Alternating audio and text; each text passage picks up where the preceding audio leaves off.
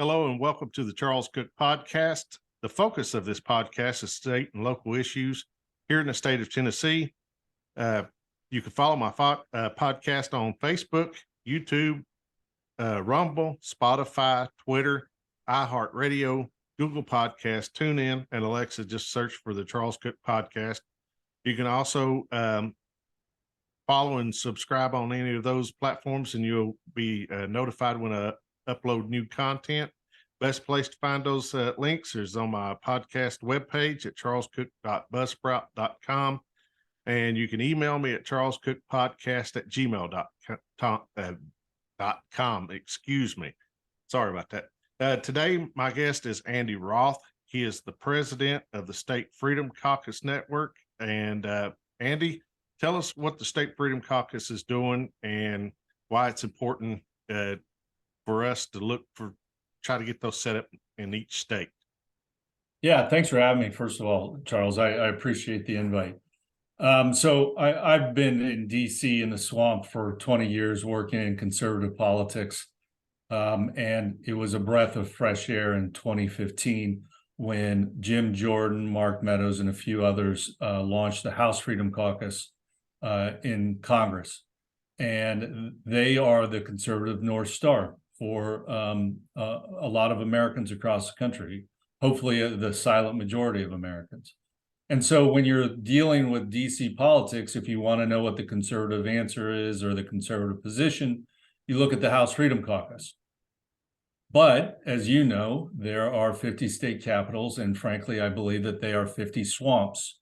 And in my time in the state legislatures, I can say with 100% certainty that it is swampier in the 50 state capitals than it is in DC, as hard as that may be to believe.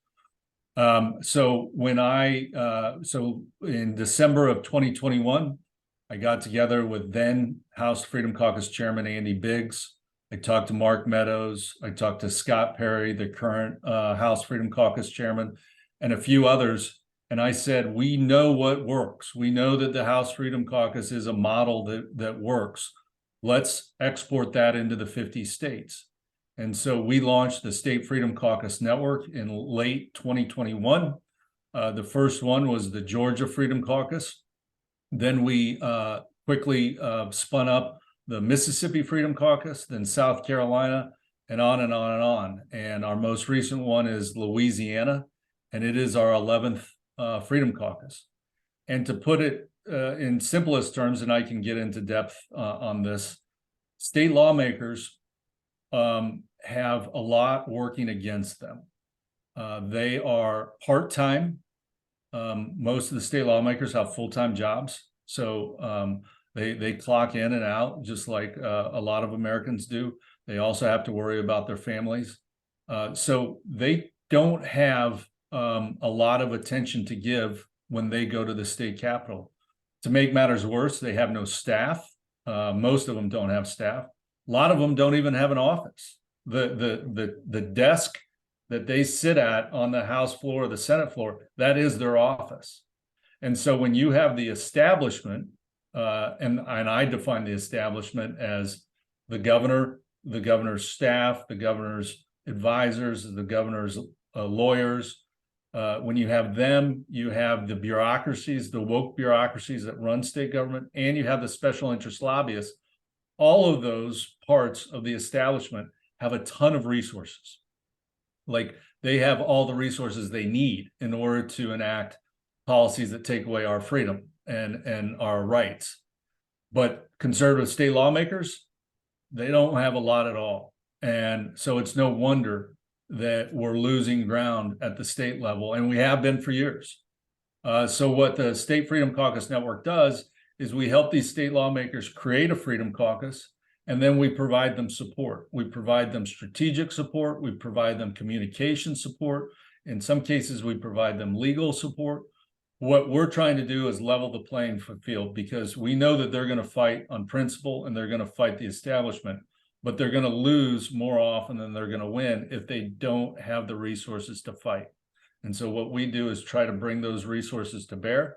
And frankly, we've had a lot of success. And Like I said, we're in 11 states. Our goal is to get to all 50. Vermont and Hawaii and California might take some time, but we want to get into all of them as soon as possible. Okay, so that was my next question. It was how many states has the caucus? So you've already said 11, and I do know, and without going into great detail, you have talked to some folks from Tennessee, Correct. right? And as you said, don't want to go into great detail there. Still looking to get that set up. Hopefully next year, after the next election, probably would be something more, I would say, along the lines. So is there a standard that legislators are held to kind of meet the criteria of the Freedom Caucus? Yeah, I mean, obviously, we need only principled conservatives in our Freedom Caucus. I, as the president of the network, we have a reputation to protect. The House Freedom Caucus, the Freedom Caucus brand, is the envy of every madman marketer, in New York or Chicago. Think of this brand like all Republican conservative voters across the country know what the Freedom Caucus brand is. And not a dime was spent on marketing. Coca-Cola and these other big brands, they spend millions every year to back up their brand. And the Freedom Caucus is got a sterling reputation simply because they've been successful. And so if we're going to set up state Freedom Caucuses, that brand cannot be tarnished. So only the most conservative state lawmakers can get into one. And so we make sure that we vet these lawmakers. We make sure that they stand on principle. We make sure that they fight against the establishment. And only after we're convinced of that, then we'll help them create their state Freedom Caucus. Okay. So I know here in the state of Tennessee we have a total Republican controlled state legislature. And that's the way it's been since 2011. So, well, 2010 really, but they got started in January of 2011. So, and that's governor, the House, and the Senate. Okay. And still, at least 40% of our budget comes from federal dollars. Okay. And so I want people to know this, that are here in the state of Tennessee, to hear this, because everybody thinks since we're so Republican controlled that we're conservative, and even people from out of state, we call them refugees that move here, and they're like, oh Lord, we didn't know this was going on here. And I've met several of these people, and they come from California, Illinois, Pennsylvania. They come here and they're like, oh, we didn't know it was like this. We seen this 10 years ago, So, but here's what I want people to understand. Since we've been under total Republican control in Nashville, in 2010, our state budget was $26.7 billion. This year's budget was $26.2 billion.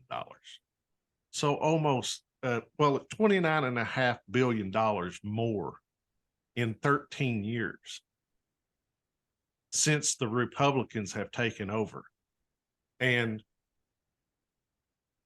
if some of the things were done here under Democrat control or a Democrat governor, we would hear the calls of socialism. But since it's the Republicans, we've done the Tennessee Promise. That's free community college for kids leaving high school. 2 years of free community college tuition. Tennessee Connect, free community college for older people that have left college. And even in this governor's budget this year, we're giving away 2 years of free diapers, plus adding in what he says is choice lanes, but they're really toll roads. So this is all under Republican control. All of these things are happening. And if it was under a Democrat governor, we'd be hearing socialism and everything. So I think it's so important that we try to work towards a freedom caucus here to help hold these people accountable, and somebody to speak up and say, when are we going to stop this spending like this? Even this year, we're going to have like if I remember correctly, we're going to have like a 2 months sales tax moratorium or on food and stuff. Well, that's great. I want to keep more money in my pocket, but we're still spending like crazy. And we see the same thing happen in Washington. And that's one of the big fights now that we see with, the budget that's been put forth and Biden. So what's your take on that? I mean, well, I've got a response to that, and then I have a request for your listeners. And let me just start with the request. Going forward from today, stop looking at politicians as a part of one of two teams, Democrats and Republicans. That's the wrong way to look at things. And the simplest way of explaining that is, in a red state like Tennessee, there are Democrats who know they can't get elected with a D after their name. Right. So what they do is they put an R after their name, get elected, and then vote like Democrats. I'll give you one example in another state. Wyoming, which is arguably the most conservative state in the union. Trump won Wyoming by a bigger margin than any other state. In the Wyoming House, there are 57 Republicans to only 5 Democrats. 57 to 5. That's not just a super majority. That's like a super majority. Right. But if you look at their actual voting records, there are 36 liberals to only 26 conservatives. So the Democrats basically run the Wyoming House in the most conservative state in the union. And while I don't know each member of the Tennessee House by name, I guarantee you that the situation is the same in Tennessee, because it's the same in every red state, in Alabama, South Carolina, Montana, Idaho, everywhere.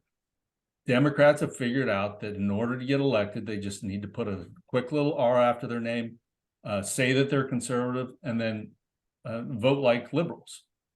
And they are able to get away with it for a couple of reasons. One is that there's very little media attention on what's going on in state politics. And thankfully, with podcasts like yours, you're exposing that. And then also, because there's very little attention, there's the establishment is able to use their resources to ram things through. And it goes back to my point about how the establishment is full-time and state lawmakers are part-time. So in a state like Tennessee, and I have done a little bit of research on some of the stuff that you have done, I think it's absolutely appalling the amount of cronyism that you guys have, where you hand out tax dollars to the Tennessee Titans and the Predators and the minor league team in Knoxville or Nashville. I mean, it's amazing how much money is spent. Yeah. And so instead of thinking of R&D or Democrat and Republican, you have to think of conservatives versus the establishment, or conservatives versus the uniparty. So if your state lawmaker in Tennessee has an R after their name, your research, your homework is not even close to being done. You have to find out how they vote. And I will say, I just saw that you passed the budget just recently. I don't believe a Republican opposed it. So when you see a budget pass in any state where all the Democrats and all the Republicans support it, you can bet that your pocketbook is being fleeced. And so that's the problem that exists in Tennessee. That's the problem that exists in Wyoming and all the other red states. And you definitely know that the blue states have that problem. So that's what we're trying to fix. Yeah. And you're right. Not a single Republican voted against the budget with all the money that was being spent and everything that's being done. None of them was conservative enough to say, I can't support this. They all supported. And as I said before, 40% of our state budget comes from federal dollars. And that we're eighth in the country, eighth highest in the country of living off the federal government, for that money. And as much as conservatives want to talk about states' rights and, standing up to the federal government, well, we're not going to do that if we're living off of it, So that's one of the reasons why I wanted to interview you to help put this out here, why we're going the way we are. And many people just think, well, we are a Republican and we're conservative, and we're definitely not. And so, I hope some folks will start to wake up and see, we looks like we're going to have a special session here mid-August on red flag laws and stuff. And let me talk about that real quick. Like, if you're a conservative in the Tennessee legislature and you hear your Republican governor say that he wants to have a special session for red flag laws to take away your rights, to take away your guns, the very first thing you do is put out a press release and say, no, governor, I oppose this. And if you have a little bit more energy and a little bit enthusiasm to fight, you go talk to your colleagues and say, let's put together a press release. Let's put all of our signatures on here and release it to the public and tell the governor, hell no. And as far as I can tell, nobody has done that.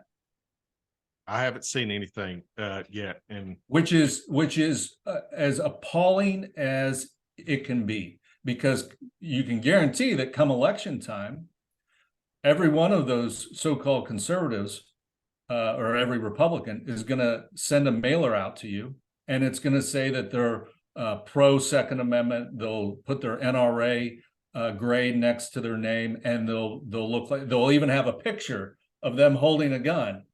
And it's all lies. And so that's the stuff we got to fight back on. Yeah. So, yeah. And, like I said, that's the things that we're dealing with here in the state of Tennessee.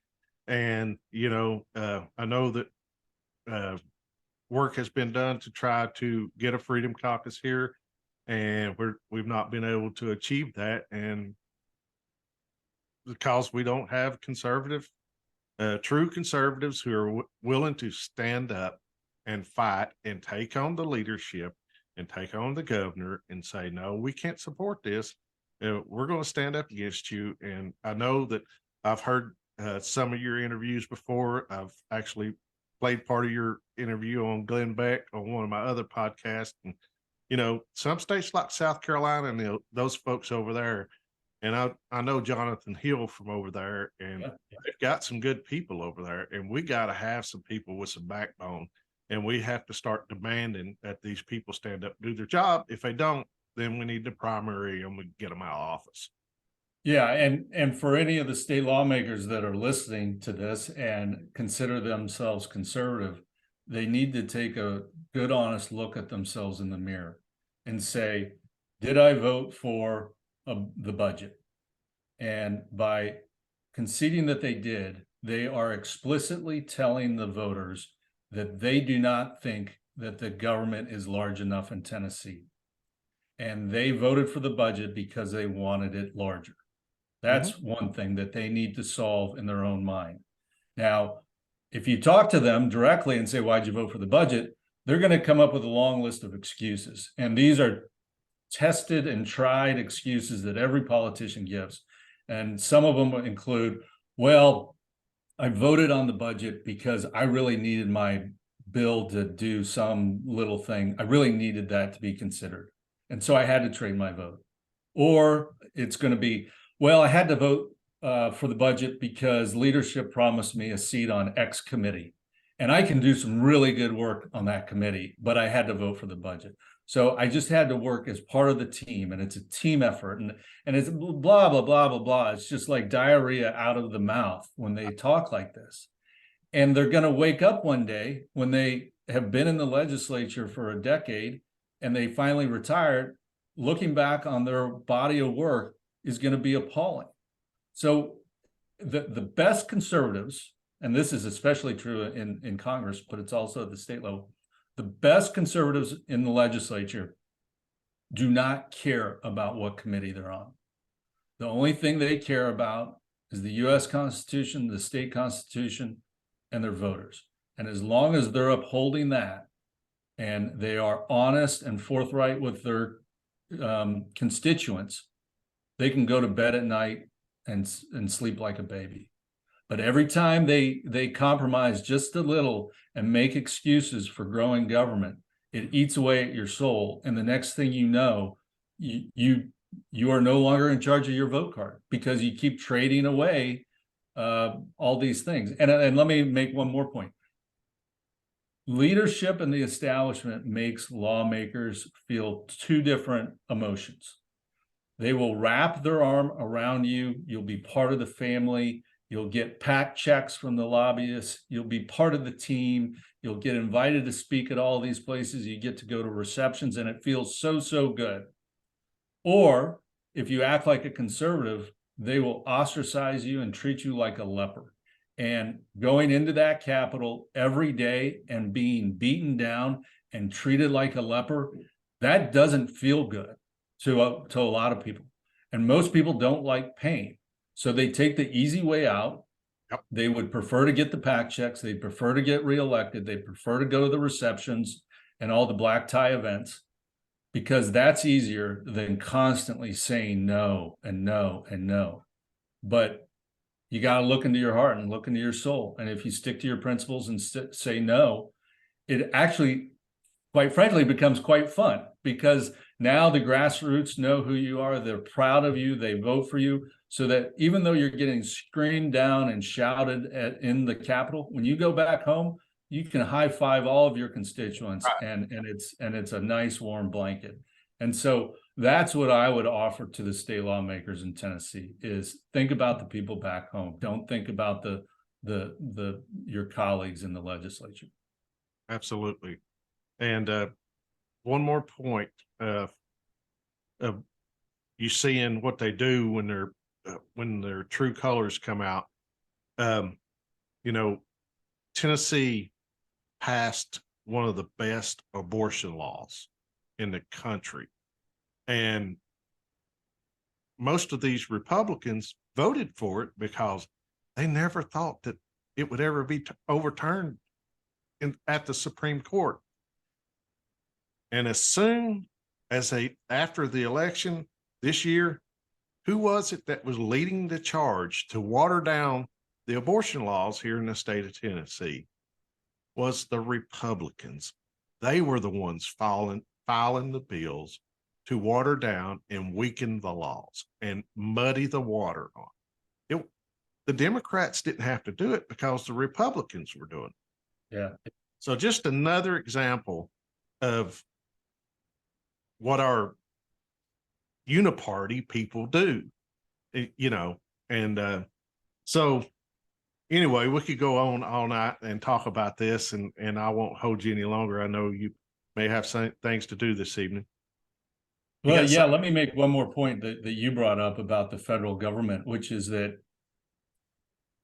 the federal government prints money that they don't have, that they have borrowed from our kids and grandkids, and then they dangle it in front of the state legislatures and say, look, free money. And it's very tempting as a politician, Democrat and Republican, to accept that because, hey, it's free money. But it's not.